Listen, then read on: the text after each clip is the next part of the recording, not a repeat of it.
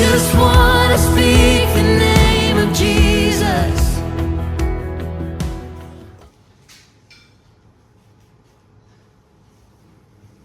Bueno, voy a hacerte una pregunta complicada.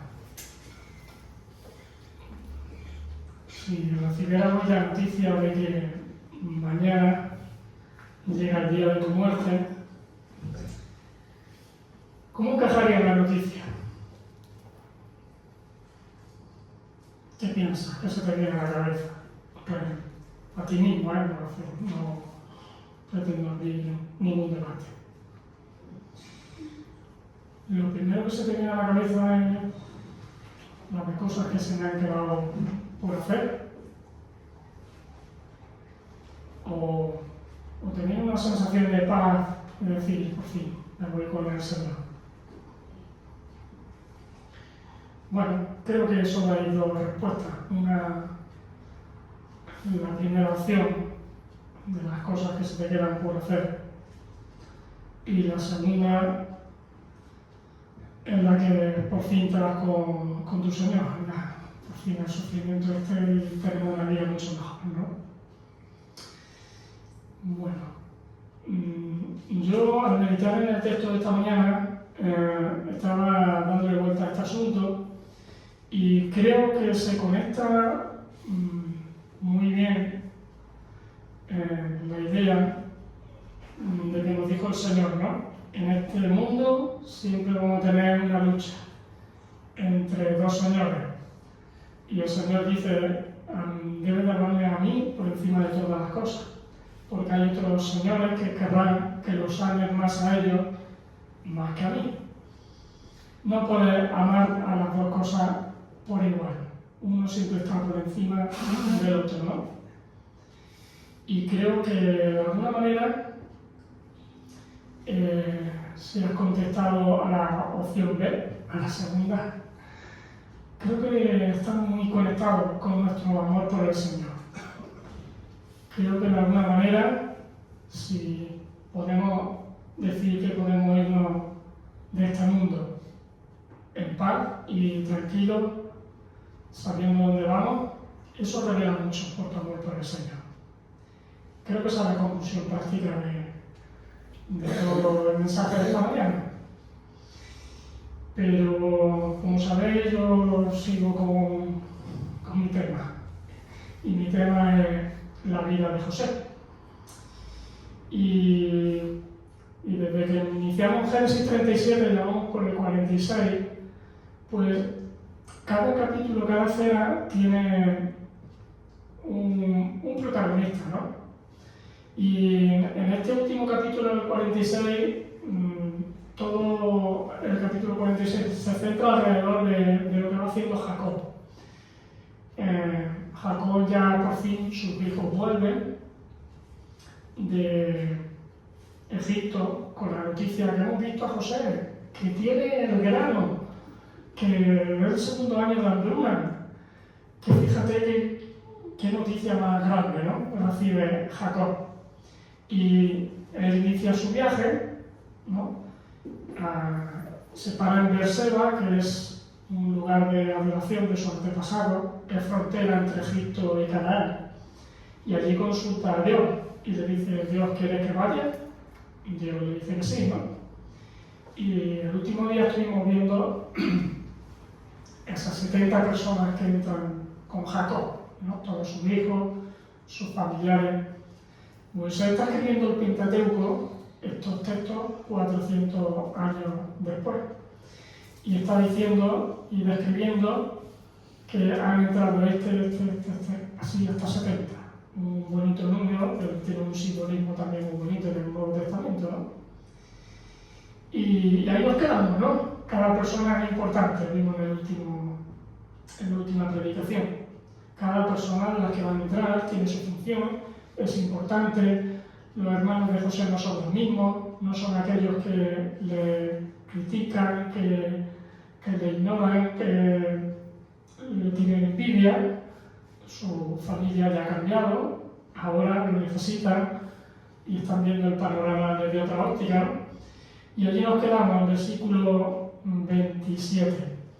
Así que hoy quiero tocar los versículos del 28 al 30. Y dice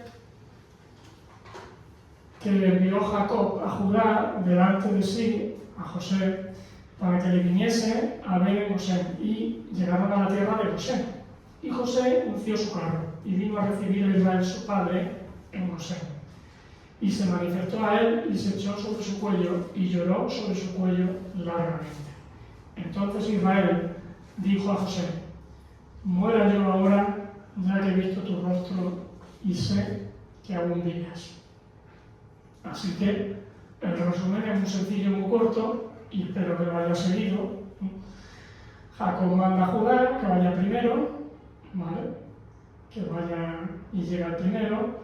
José recibe la noticia, sale al encuentro de su familia, se centra en su padre y llega el momento más emotivo de toda la historia, ¿no? Desde Génesis 39 hacia adelante, el momento más emotivo por fin es ese abrazo tan bonito de Jacob y José cuando se reencuentran, ¿no? Dice que ha abrazado y llorado largamente, ¿no? No sabemos el tiempo que estaría, pero sí se deja por escrito unas palabras de Jacob que vienen a ser muy significativas. Después de 20 años, más de 20 años sin ver a su hijo José, cuando se reencuentra dice: muera yo ahora, ya que he visto tu rostro y sé que aún vives. Una traducción más actual dice: ahora ya puedo morir en paz porque ya vi tu rostro y sé que estás vivo. Jacob sabía que estaba en sus últimos años de vida, porque aunque murió 17 años después, aquí Jacob tiene 130 años, no es ningún chavalote, está ya rozando en que cualquier día moriría, ¿no? Y quizás esa frase, y aquí donde yo me he detenido, pues me estoy hablando de algo más profundo, ¿no? Porque siempre que se registran las últimas palabras de un personaje bíblico o no bíblico, justo antes de morir, pues suelen ser palabras significativas e importantes, ¿no? Siempre están cargadas de sabiduría, de propósito y de significado. Aunque en realidad las últimas palabras de Jacob están en Génesis 49, cuando le da instrucciones a su hijo, ¿no? Acerca de cómo tiene que ser su sepultura. Pero estas son las últimas palabras donde aquí Jacob nos dice algo importante, ¿no? Justo después de ver y abrazar a José. Y creo que esas palabras, pues, como digo, apuntan a algo más. Yo creo que es cierto que con el paso de los años, pues uno va adquiriendo cierta sabiduría, ¿no? Con la que contrasta en los días de su juventud. Y bueno, pues no estoy diciendo nada novedoso. La vida es un aprendizaje y creo que todos podemos decir que al principio, cuando eres más joven, pues, yo qué sé, te crees que sabes muchas cosas, que te vas a comer el mundo, y con el paso de los años uno descubre lo ignorante que era, ¿no? Y te acercas más un poco a la verdadera esencia de vivir. Y esta sensación, pues, solo la adquieres con el paso de los años. Ahora, vamos a ver a Jacob, porque Jacob ya tiene una edad y tiene una experiencia pasada. Y pensamos en la vida de Jacob. La vida de Jacob ha sido un desgaste.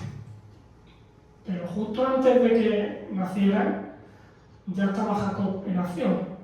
Ya lo sabemos, él estaba luchando, compitiendo, queriendo ser el primero. Y era tanto así que el nombre que le ponen sus padres, con el paso de los años, y bueno, a este niño hay que llamarle Jacob, porque es que ya nació enganchado de su hermano, del tobillo de su hermano, como diciendo: tú entra para adentro, que quiero ser yo el primero, ¿no? Y Jacob, pues significa el suplantador, y viene de esa idea, ¿no? Y que antes de nacer ya le había cogido del tobillo a su hermano, porque quería nacer el primero. Y ya es un anticipo de toda su vida, de lo que viene después, ¿no? Así que ya antes de nacer Jacob apuntaba maneras, ¿no? Tenía un deseo de ser el primero. Ese deseo lo controlaba. Jacob no se conformaba con lo que le tocaba en la vida.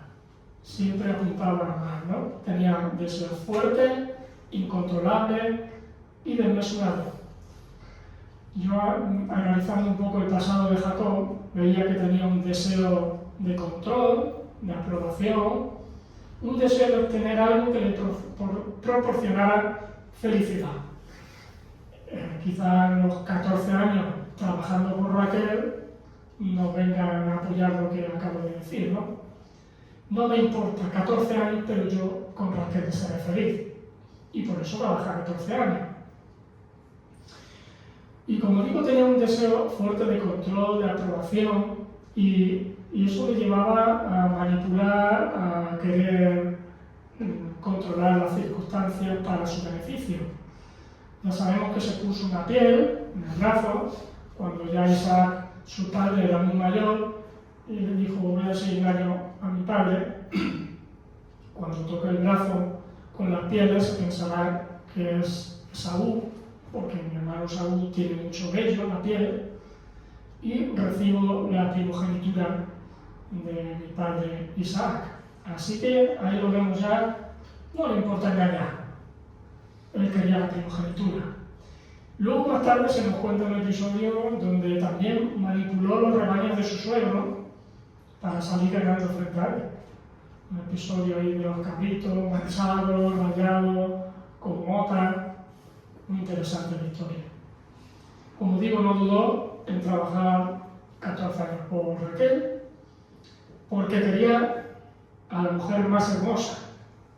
¿Vale? Raquel era la top model en aquel momento, en aquella cultura. Incluso luchó toda la noche, como sabemos también, con un ángel de Dios, que no te voy a dejar hasta que me des la bendición. Toda la vida luchando, manipulando, persiguiendo algo, corriendo tras lo mejor de esta vida. Vale, ¿te suena de algo lo que te voy contando en tu propia vida? ¿Cómo manejamos nosotros nuestra vida? A veces buscamos aprobación, ¿no?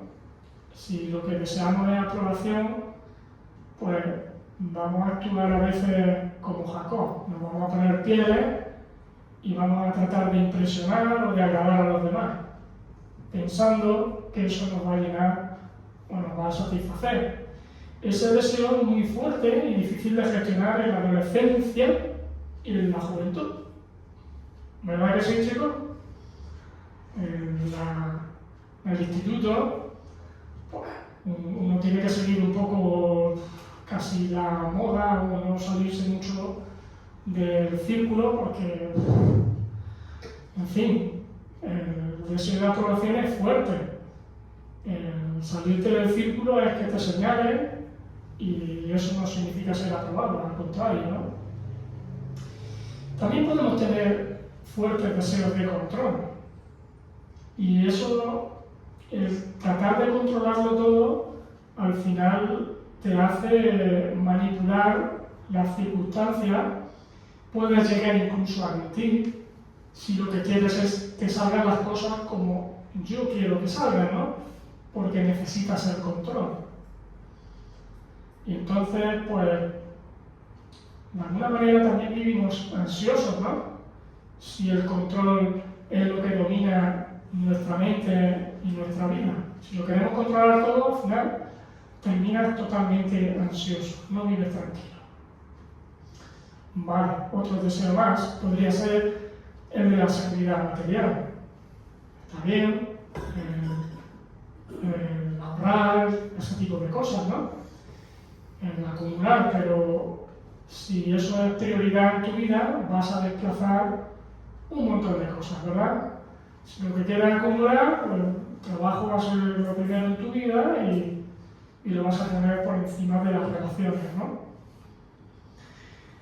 Al final te va a pasar lo que le pasaba al hombre más rico del mundo, a Rockefeller, ¿no? Preguntaban, pero para usted, ¿cuánto dinero es suficiente lo que debería de tener en el banco? Y el hombre más rico del mundo dijo, solo un poquito más. Insatisfacción. Nunca estará satisfecho.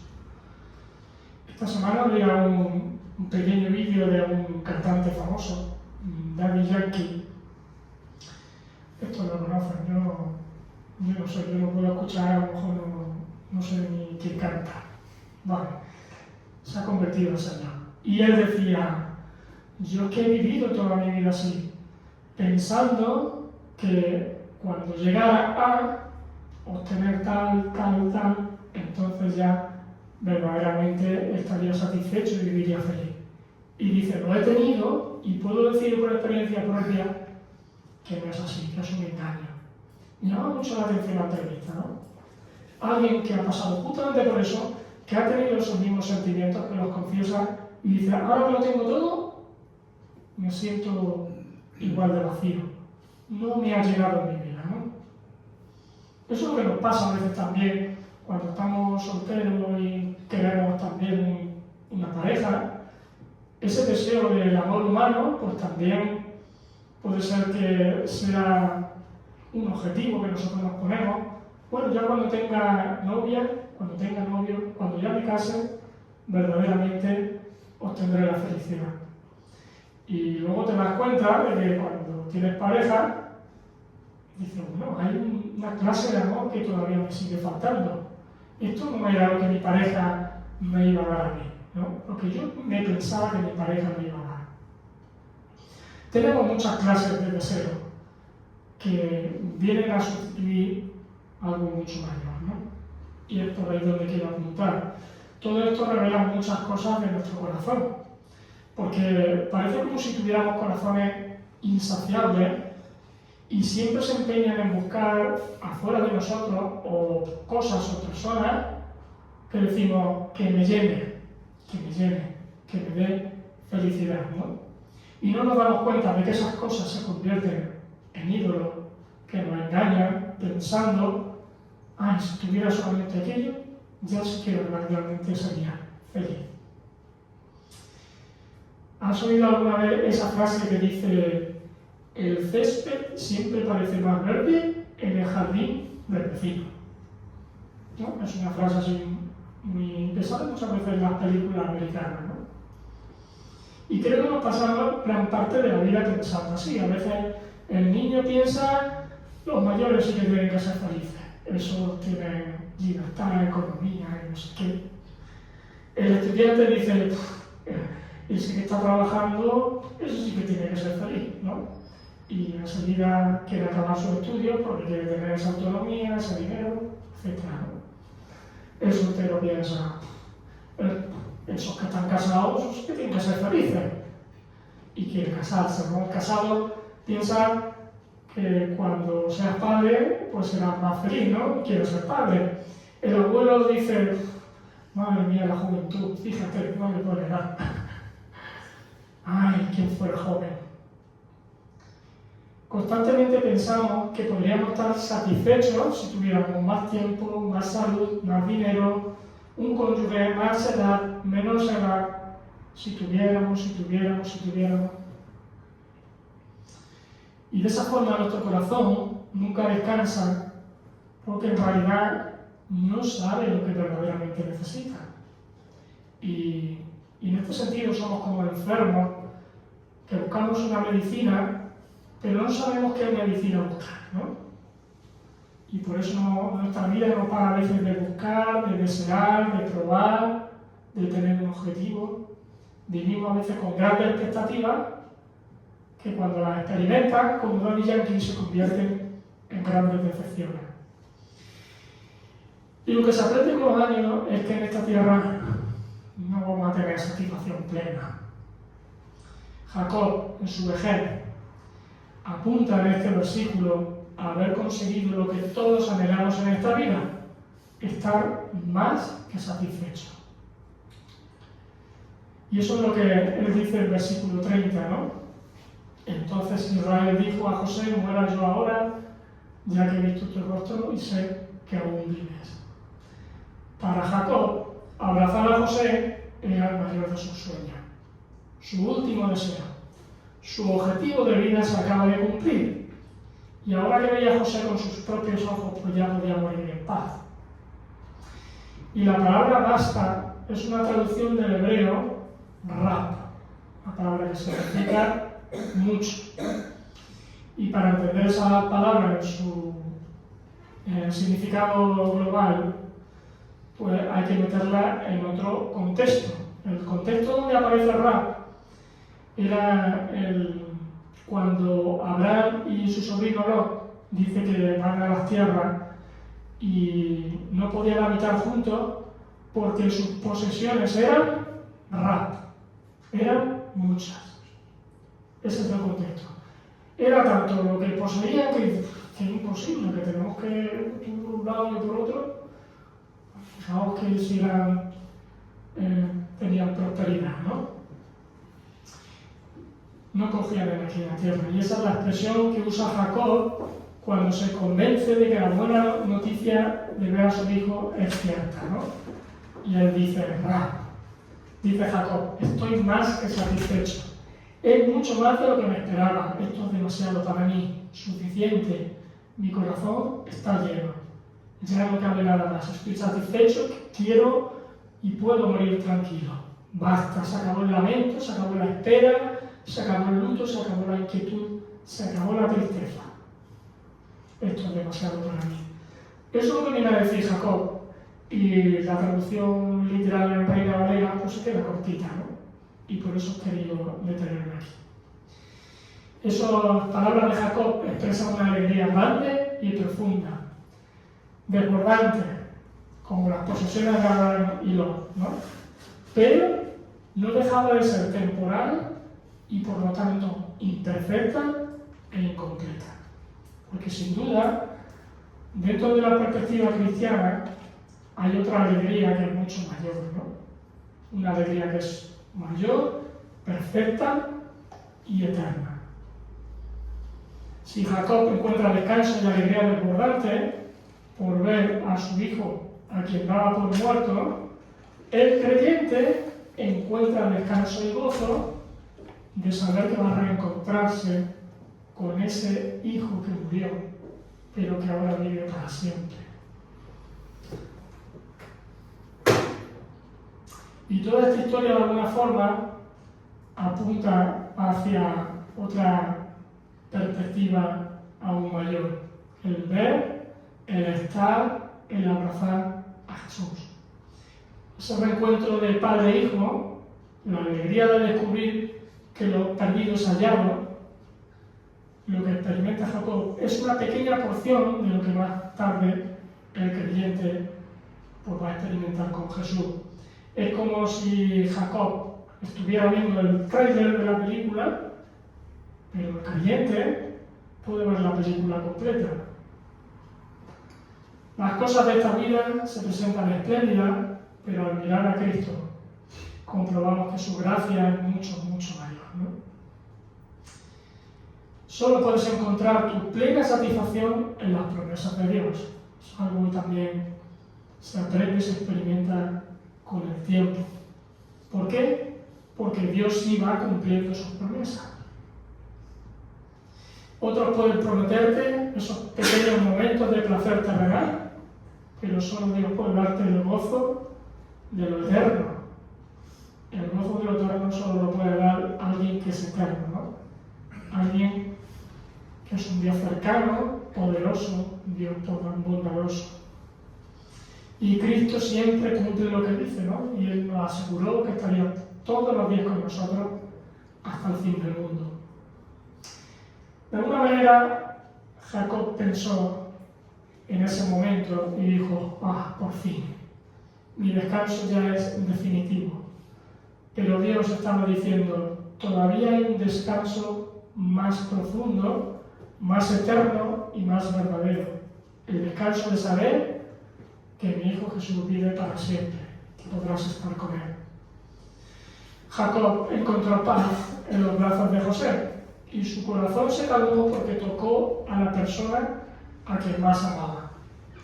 Y para nosotros esa cena del abrazo también es una parábola viva, porque nuestra paz auténtica y duradera se encuentra en los brazos de Jesús, en los brazos de Jesús resucitado, no en las cosas que logramos, no en las personas que amamos, no en los sueños que perseguimos, solamente en Jesús.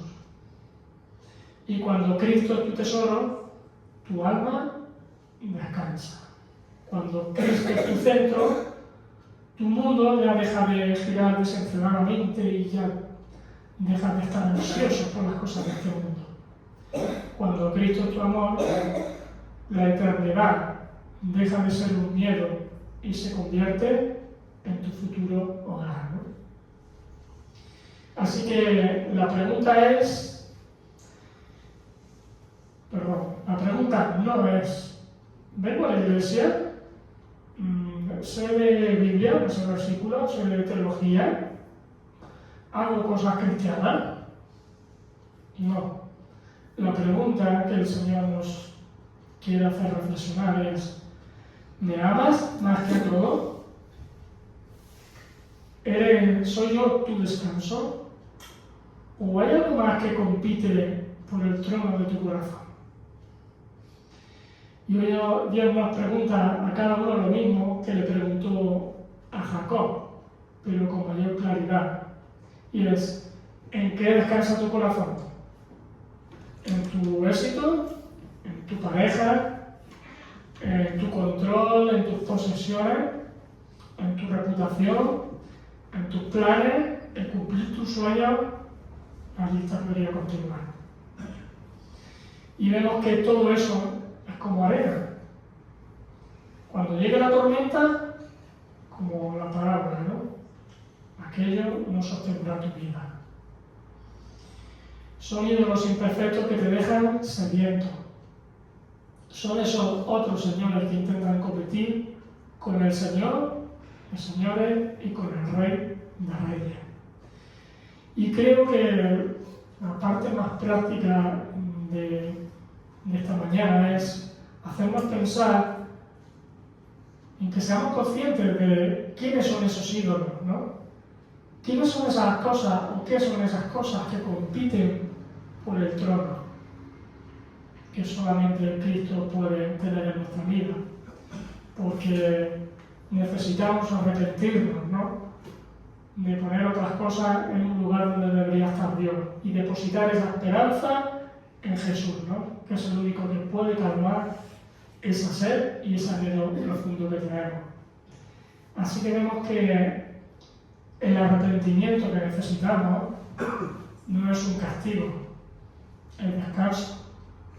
Es decirle a Jesús, Jesús, ocupa tú el trono, porque tú eres como José, ¿no? En piel de Jacob.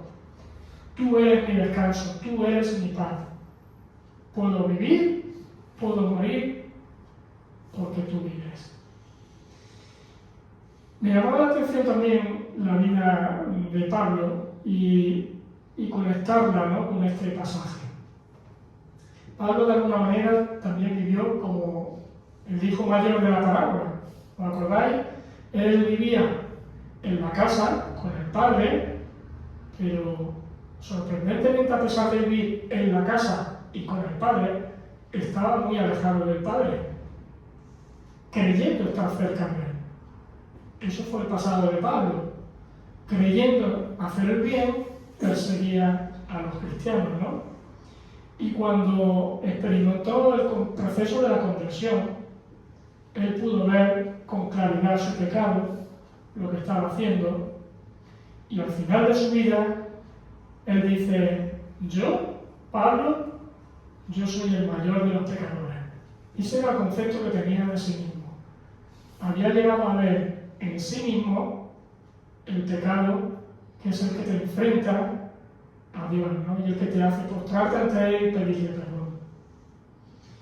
Pero también experimentó Pablo ese abrazo de Dios, ¿no? Acudió a Él en busca de perdón. Por eso en sus últimos años de vida, Pablo dice en Filipenses 1, del 21 al 23, porque para mí el vivir es Cristo y el morir, ganancia. Mas si el vivir en la carne resulta para mí en beneficio de la obra, entonces no sé qué escoger, porque de ambas cosas estoy en estrecho, teniendo deseo de partir y de estar con Cristo, lo cual es muchísimo mejor. No es que Pablo esté pensando en un suicidio y en irse rápidamente con el Señor. Me está diciendo, estoy viviendo esta vida, la estoy aprovechando, pero en mi mente tengo que estar con Cristo, es muchísimo mejor. Enamorarse de Cristo, estar cerca de Él, es poner a Cristo en su lugar y las cosas de este mundo siempre por debajo. Entonces la muerte, pensar en la muerte ya no te causa angustia, ya no es las cosas que me quedan por hacer, no es temor, más bien señala a un estado mejor donde estaremos con Cristo, y eso Pablo lo aprendió muy bien. Y Jacob tuvo una experiencia muy similar. ¿Qué crees que estaría pensando Jacob después de más de 20 años sin ver a José? ¿Te has puesto en la piel de Jacob? ¿Te crees que tu hijo está muerto? Después de más de 20 años lo ves que está vivo y tú pensarías, tengo ganas de vivir un montón de años abrazado a él y que nadie me lo quite de en medio, y eso no lo voy a expresar. Humano, ¿no? Es lo que te sale de una manera natural. Pero llama mucho la atención que Jacob exclamara algo así, ¿no? Ahora ya estoy listo para morir. No me importaría irme a la muerte ahora mismo. Te he visto y ya con eso estoy satisfecho. Estoy listo para el viaje de la vida eterna. Y esta historia nos apunta al menos a dos cosas más, porque al menos a mí me recuerdan a otras dos escenas de la Escritura. Por un lado, a mí también me recuerda la historia del hijo pródigo, esta vez mirando al hijo menor, porque hay similitudes y hay contraste, ¿no? En esta historia del hijo pródigo sabemos que también hay un abrazo del padre con el hijo menor, un abrazo emotivo, y se repite de alguna manera el mismo pensamiento. Dice Lucas 15:24, porque mi hijo, muerto era y ha revivido. Se había perdido y es hallado. Podríamos poner estas mismas palabras en boca de Jacob, ¿no? Cuando ve a José. Pero en este caso, el hijo, José, es justamente lo contrario al hijo pródigo, porque hay contrastes. Mientras que el hijo pródigo se va, a José lo echan. José no es el que regresa, como el hijo pródigo, sino el que hace regresar a los demás. No es el que gasta desenfrenadamente hasta quedarse sin nada. Al contrario, él ha provisto del grano abundantemente para que su familia no muera de hambre. Al hijo pródigo lo acoge su padre, y en este caso de José es quien acoge a su padre y a sus hermanos. Y una segunda historia también interesante que me recordaba esta escena de Jacob y sus palabras es otro personaje, Simeón.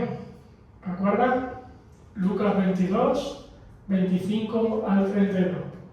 Nace Jesús y se lo llevan a Simeón y dice: aquí había un hombre en Jerusalén llamado Simeón, un hombre justo, piadoso, esperaba la consolación de Israel.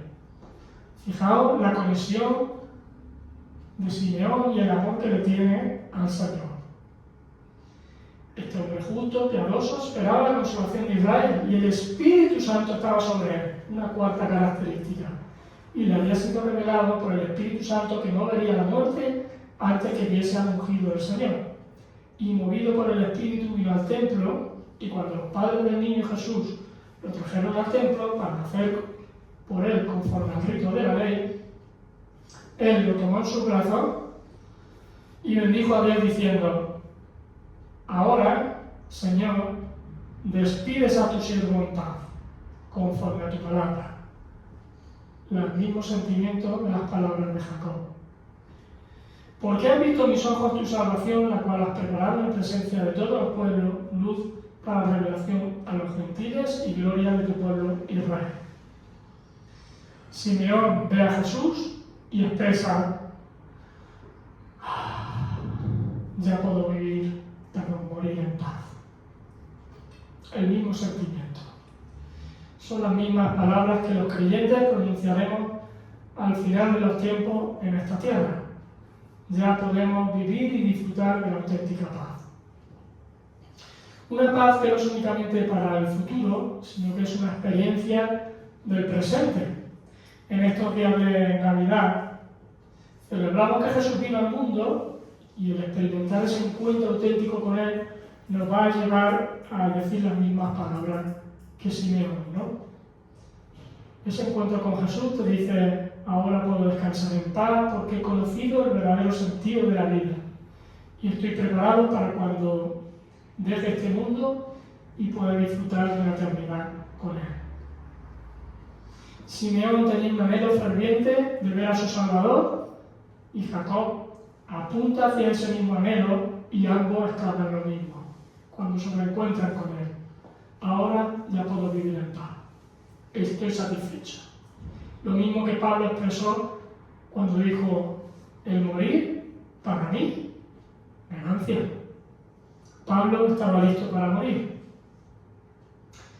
Eso nos deja a nosotros con la pregunta con la que iniciamos esta predicación. ¿Estamos listos para el momento de la muerte? Es otra palabra, otra manera de decir anhelamos ver a nuestro Salvador. Puede ser que estemos en ese proceso todavía de que estamos luchando con las cosas de este mundo y nos siguen atrayendo porque forma parte de la realidad de una vida, ¿no? Cuando somos pecadores todavía el pecado lo llevamos detrás de nosotros, arrastrándolo de alguna manera, ¿no? Como una sombra. Parece que no nos quiere dejar y nos quiere engañar, ¿no? Diciendo: disfruta de la vida. Eso es lo importante, los pequeños placeres. Y la vida de Jacob nos enseña, al igual que el resto de la Escritura, que los deseos por lo material, por el control, por la aprobación, por todo este tipo de cosas, no satisfacen por completo. Son breves momentos de placer que cuando los experimentan duran el tiempo que duran, se cortan y te vuelven a dejar como una sensación de vacío. Y es que solo hay una manera de calmar nuestra sed, de forma plena y total, y es tener un encuentro con Jesús. Así que hoy es un día más para volver la mirada ¿hacia dónde? Hacia la cruz. Y ver a Jesús como aquel que nos amó, que nos perdonó y que ocupó nuestro lugar. La realidad, estos momentos que tenemos por delante, nos obliga a mirar al pesebre, a un portal, a ver a un niño pequeñito y a preguntarnos por qué Dios se hizo niño. ¿Por qué Dios se hizo niño? Ese es el centro, ¿no? Quizá la pregunta fundamental que podríamos hacer a las personas con las que nos relacionamos, quizá para compartir el Evangelio, a importarle leer. ¿Por qué crees que Dios se hizo niño? Porque solamente tiene una respuesta, ¿no? Para ir a la cruz, para salvarnos de nuestros pecados y del castigo eterno, pero también para saciarnos de manera completa, para experimentar lo mismo que Jacob y Abraham y decir: Rab, esto es demasiado, esto es mucho, para reconciliarnos con el Padre. Ese es el Padre que espera mirándonos para ver cuándo regresamos a Él, como el padre del hijo pródigo, ¿no? Allí, afuera de la casa, mirando, ¿cuándo volverá a mí? ¿Cuándo volverá? Esa es la clase de Dios que tenemos, ¿no? ¿Por qué? Porque ese Padre quiere abrazarnos, quiere reconciliarnos con Él y quiere que pasemos la eternidad con Él en su casa, esa casa y esa compañía perfecta, Mientras tanto, ¿qué podemos hacer como creyentes? Pues vivir sabiamente, mirando cada día a la cruz, viviendo en esperanza y fe. Como dice Hebreos 10:23, mantengamos firme, sin fluctuar, la profesión de nuestra esperanza, porque fiel y fiel es el que prometió. Amén, que podamos vivir así.